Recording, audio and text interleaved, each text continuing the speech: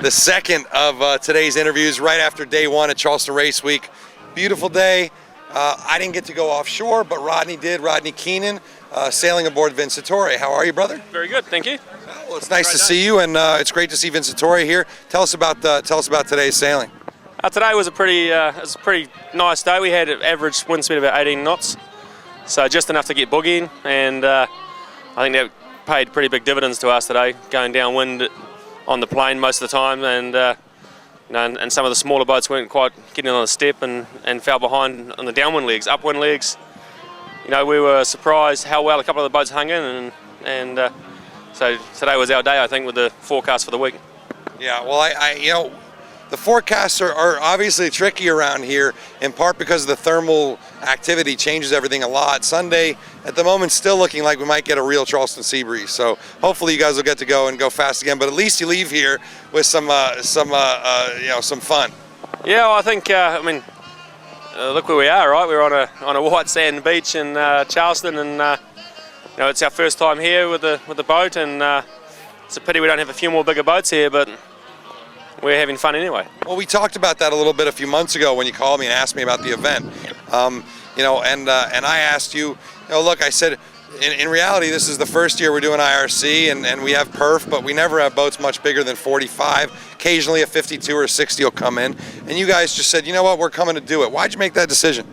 Well, the decision was made this year based on, the boat was sitting in Florida.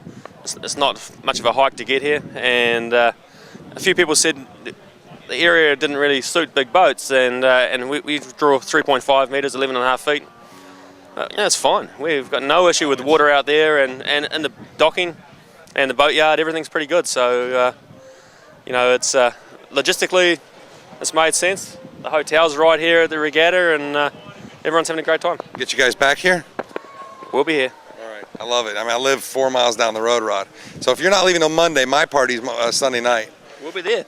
I love it, and that's what we need, a few Kiwis at the party. Listen, so you guys are kicking ass, taking names. Let's talk about something else. You came in, I think, and became the exclusive sailmaker sponsor of Charleston Race Week. That's a pretty big deal. Talk about Evolution Sails. We haven't, you guys been great to support Sailing Anarchy, but we haven't heard much in the past few months. Talk to us about what you guys are doing, how it's going, and what you hope to accomplish in the next year.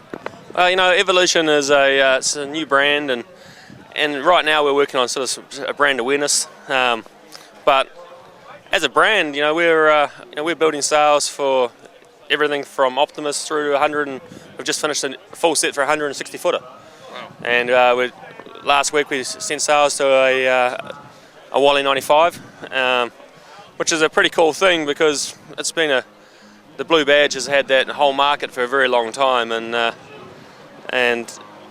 in a short period of time we've opened some doors that we couldn't under the old brand.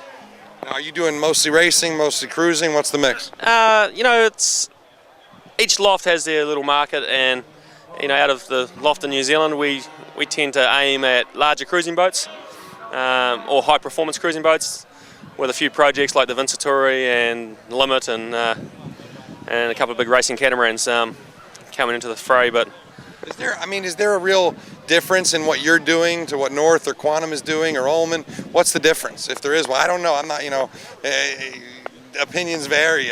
Tell me.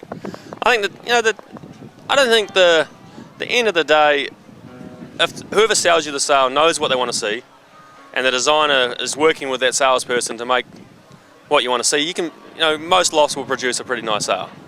I think the big difference is, in general, we have guys that know what they want to see and can turn their thoughts into an end product. It's all about the service.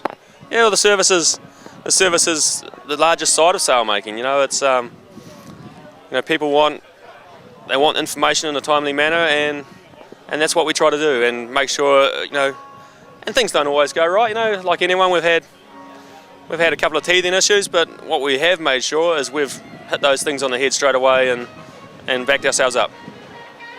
Fair enough. All right. Well, look, we it's great to see you guys doing well. Word of mouth is everyone is very happy. We never hear a bad thing, which is kind of rare. I don't know if you're buying these people off, but seriously, I mean, everyone says great things about you and the people working for you. I guess the one question I have is something I spend most of my time doing is One Design racing coverage, and obviously I do some sailing. But are we going to see you in the big One Design fleets anytime soon? I think that's something where right now we're getting our ducks in a row, but Greg Bradkey of Evolution in Canada is taking on the One Design side of things in North America. And I think he's just starting to make inroads in the One Design fleets.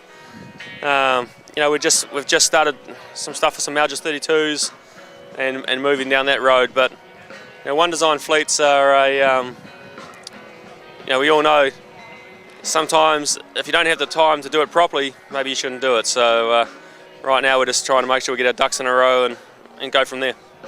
Will we see Evolution Sails on a 32 at Worlds? Not at this point, to be honest. I don't think, but hey, things change. Never know. All right, Rodney, hey, great to see you. Congratulations out there, and we'll check in with you again before the week's out. Thanks, Alan. Thank you.